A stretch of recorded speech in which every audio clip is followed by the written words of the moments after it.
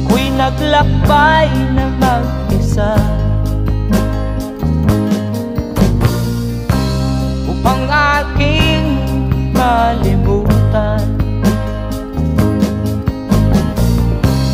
mga kaapihang dinanas.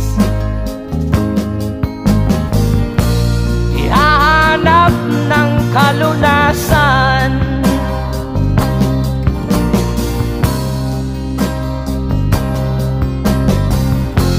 kami hinamak ng lubusan,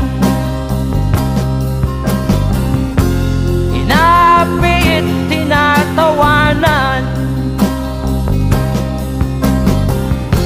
kami itinuring na basahan. Sila ba'y makatuwid